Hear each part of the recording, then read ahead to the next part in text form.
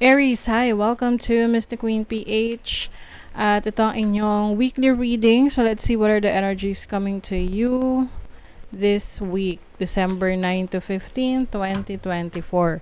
So if you're interested in private readings, meron tayong link sa description at sa pinned comment kung paano mag-book for a private reading. Paka-check nyo na lang yung information. Okay, let's see. Aries. You have relaxation. Ayan. So, maaring this week, you will have a vacation or maaring you are going to take a time off, no? So, magde-day off kayo. Or yung iba, kukuha lang kayo ng isang araw sa week na to para makapagpahinga, wala masyadong iniisip. You are focused on yourself. Maaring you will practice some self-love, self-care.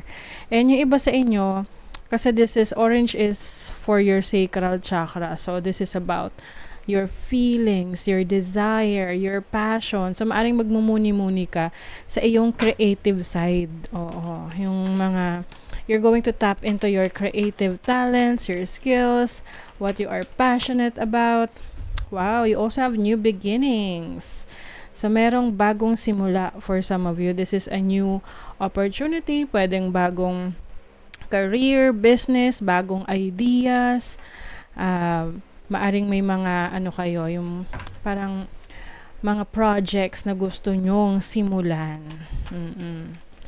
Let's see what else. You have music, o maaring yung gusto nyong i-pursue related sa music, related sa singing, ayan, producing music, or maaring ito yung way nyo of relaxation, yung magkakaraoke kayo, karaoke, ayan, kantahan, or makikinig ka sa music. Yung iba sa inyo, yan yung inyong pampakalma, yan yung nagbibigay sa inyo ng relaxation. Lalo na yung mga, bago matulog, nakikinig sa mga, yung mga healing music, yung mga different frequency, ayan. So, let's see what else pa. For you, Aries, your overall energy for this week. Okay, you have the 7 of Cups and the Knight of Wands. Okay, so as an overall energy, maaring finally, makakapili ka na kung ano yung gusto mong gawin. Kasi pwedeng maraming options sa'yo ngayon na iniisip mo, alin kaya rito? Ano kayang ipupursu ko? Ano kayang bibigyan ko ng attention this week? Ano kaya yung aayusin ko? So, some of you will focus on your passion, what you really want to do.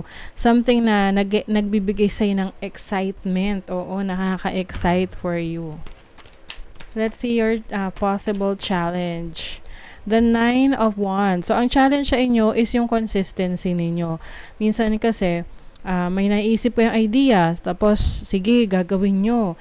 And then, yung paano nyo ma-maintain yung momentum, yung interest ninyo, yung excitement ninyo, yun yung nagiging challenge sa inyo. So, this is your energy na kailangan mong manatili na inspired. Although may mga times na nawawalan tayo ng inspiration, that's normal. But if you really love what you do, kahit na maliit na spark ng inspiration will get you going, no? So, some of you, maaring meron kayong mga kailangang tiisin or kailangang ayusin, i-workout, but I think this is going to bring satisfaction naman sa inyo once na talagang i-pursue nyo. Okay?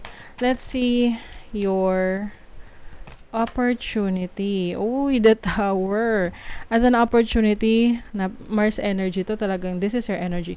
Meron kayong babaguhin, no? Parang, it's like something that you have built, but you feel like hindi ka na nagre-resonate doon. So, some of you, maaring may project kayo na nasimulan and you realize na, teka, bakit ko itutuloy ito? Hindi na ako interesado rito or hindi na ako devoted dito or hindi na to nagre-resonate sa energy ko. So, some of you have the opportunity na alisin yan sa buhay mo, i-let go yan, and be open to change. Let's see your blessing. Oh, speaking of change, you have the Judgment card. So, Judgment is about rebirth. Bagong ikaw. It's a brand new you. Some of you are letting go of the things na sa tingin mo hindi na makakatulong sa improvement mo, sa growth mo, sa paglago mo, and you are pinipili mo kung saan ka mas nagiging masaya or saan yung path na mas fulfilling para sa iyo. Yung iba sa inyo, you may be ending a situation like a career, a business, or even a relationship para i-pursue yung mga bagay na sa tingin mo was worth it kesa sa dati na situation. So, yung iba talaga sa inyo, maaring may kinalaman sa music to kasi may mga nota no? Oo. So, some of you will pursue music or anything that is that you are passionate about. Meron ditong butterfly. So, butterfly symbolizes new beginnings as well. So, congrats dito sa inyong bagong ipupursue na bagong simula or bagong path sa buhay. Okay, so let's see what else for Aries this week. You have the dog. So, this is a man's best friend, being faithful and true. So, yung maaring iba sa inyo, you are with someone na masasabi nyong loyal sa inyo or ikaw tong loyal sa isang person. This can be a romantic partner, friendship, no, a friend, or sa family. Yung loyalty ninyo will be rewarded. So, ang nakikita ko rito, you are going to be loyal to yourself. Pipiliin mo ang iyong sarili. So, you also have heart. So, this is romance. So, yung iba sa inyo, maaring may new relationship na namumuo or maaring naghihintay for you na mag-blossom yung connection na yan. At ang sabi dito, loving yourself is where it should start. Oh, diba? Ayan o, loving yourself is where it should start. Diba? So, love yourself. Let's see. Kasi sabi nga, diba, paano ka magmamahal ng iba kung hindi mo kayang mahalin yung sarili mo?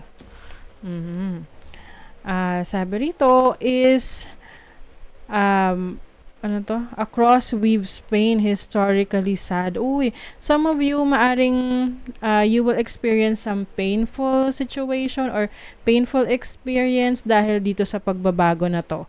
Syempre, may mga times na kailangan kang masaktan dahil may nagbabago or may nag-e-end sa isang situation na meron ka. Okay? But sabi dito, but burdens can lift if you persevere. Kung ano man yung bumabagabag, nagpapahirap sa kalooban mo, mawawala yan kapag nagpursige ka. No? Ipinush mo yung sarili mo to be a better version of yourself for a rebirth. No? So, it's like a new you, a brand new you.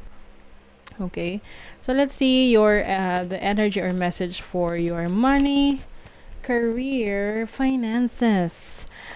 So, having a backup plan is a good way to deal with unexpected financial crisis.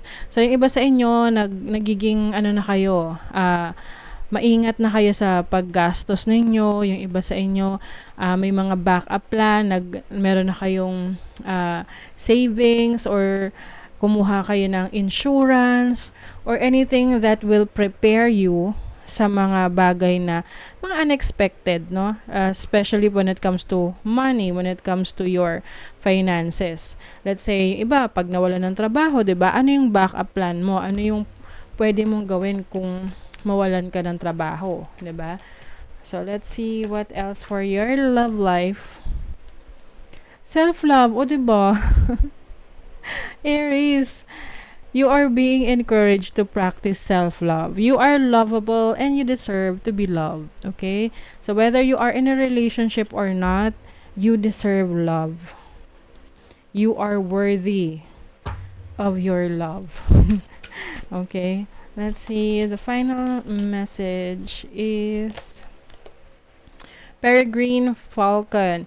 Seize the moment in life and love or lose it forever. Wow. So, yung iba sa inyo, you're going to be in the present moment. So, kumbaga, i-enjoy mo kung ano yung meron ka, kung ano yung mga bagay that you are thankful for, grateful for. Kasi doon mo marirealize na you are so blessed. You have a lot of things to be thankful for. Okay? So, that is your reading, Aries. Thank you so much. Bye.